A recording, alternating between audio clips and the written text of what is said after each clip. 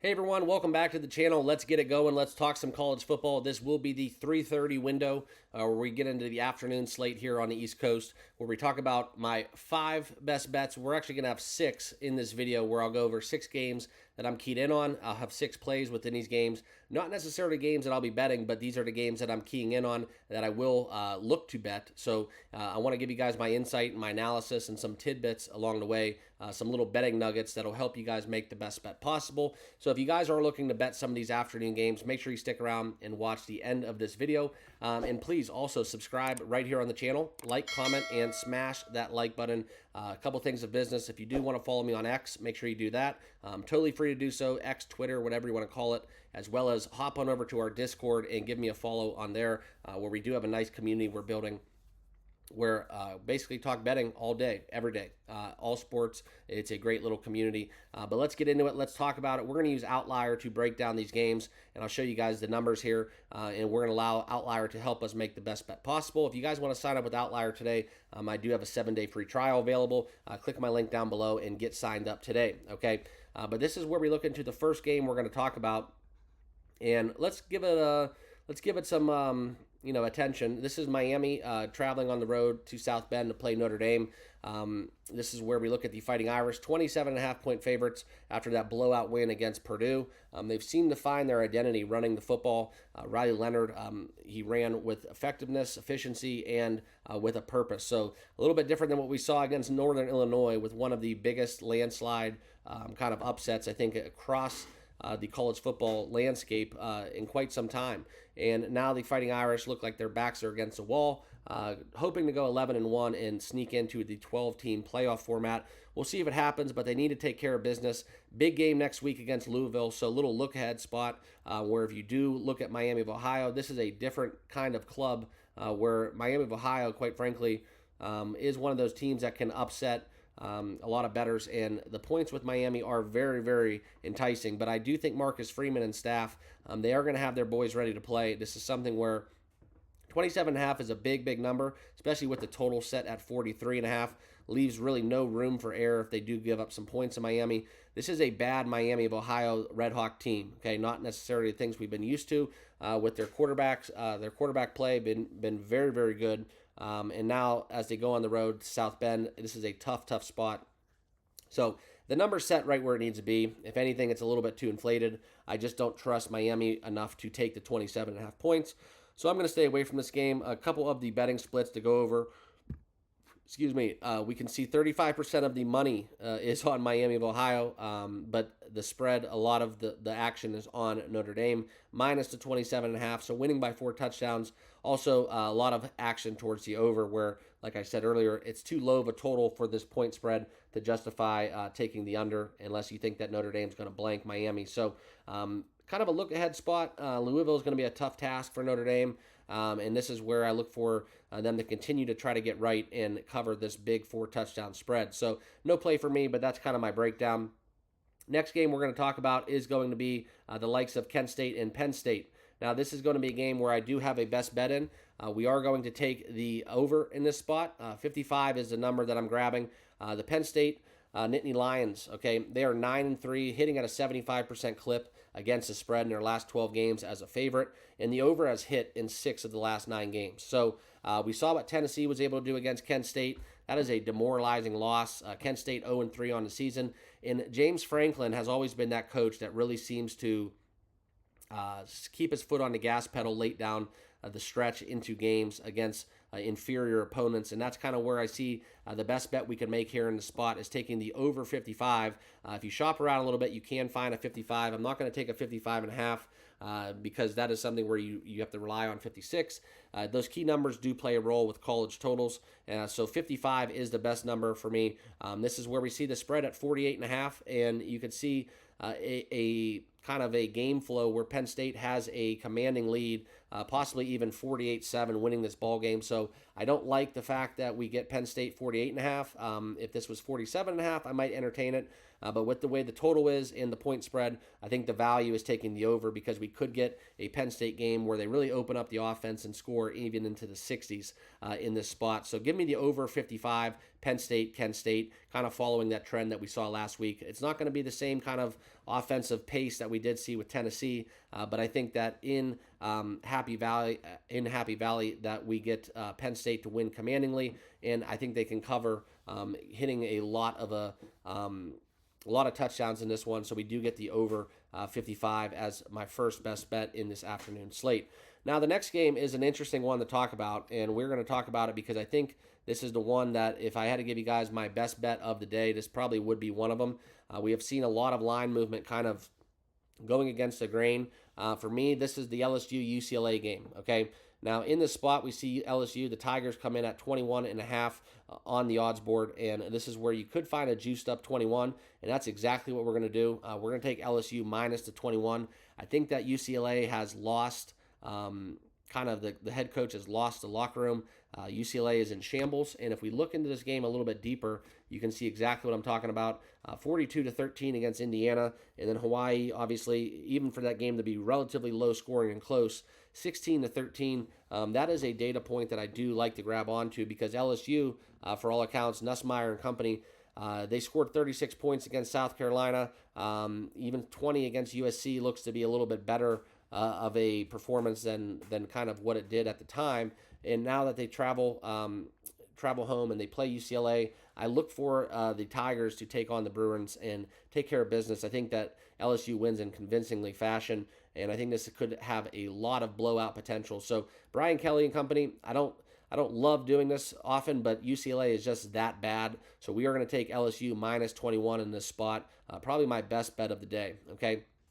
Next game we're going to talk about down the board, we are going to get into the Georgia Tech Yellow Jackets and the Louisville Cardinals in this matchup. Now, this is another one that's probably on my best bet list. Where we look at Louisville, they are 6-2 against the spread in their last 8 games at home, 75%. Also, the over very convincingly at home, 4 out of their last 5.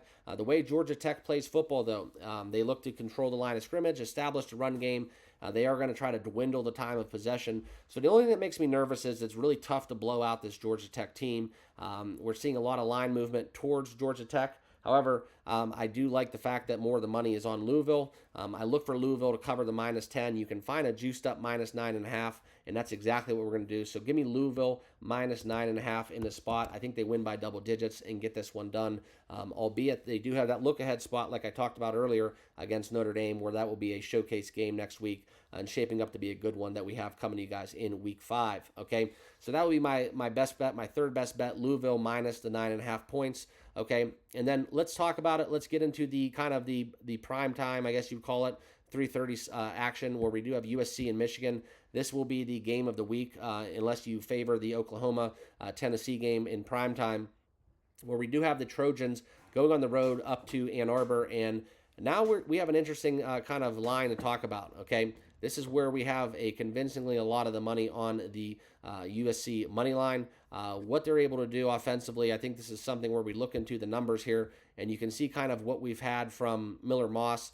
Efficiency-wise, he's probably been one of the best quarterbacks in the college football sphere.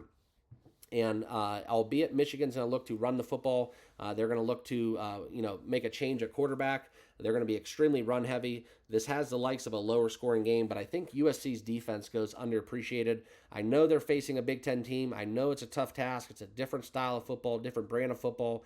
West goes east. A lot of that narrative does play a role, but I just don't see Michigan having kind of the squad that they did last year. I know it's a system style of football, but we look into the numbers and you look what USC is able to do defensively is what really stands out and jumps off at the page at me.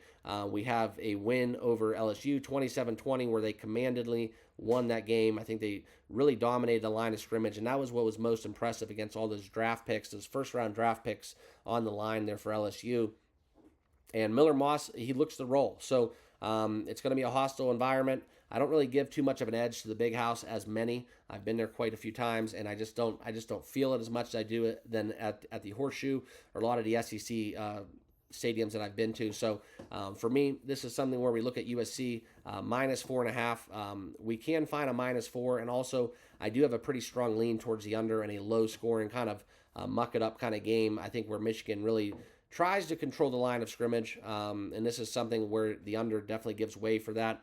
And Miller Moss, neutral field against LSU.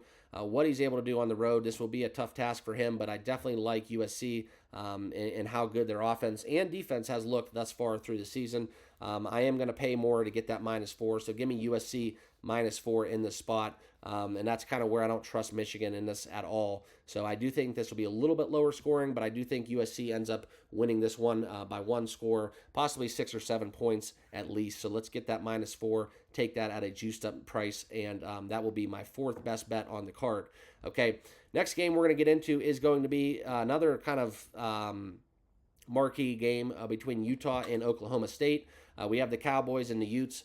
Who's going to play for Utah? That's been kind of the storyline the last 3 years for them, and now we get it all the same. Cam Rising, different kind of quarterback when he goes on the road. So what he's going to do, if he's going to be healthy, I do look for Oklahoma State and Mike Gundy to really run the football, but this has not been the Mike Gundy-led team where they've had efficiency at the running back position. The numbers are down. The offensive efficiency on the ground game has been lower. It's been a drop-off since recent times, and I look for this game to potentially lean towards the under. I know some of the betting trends that the over has hit in a lot of Oklahoma State home games. We can look at Oklahoma State being 9-4 against the spread at home in their last 13 games.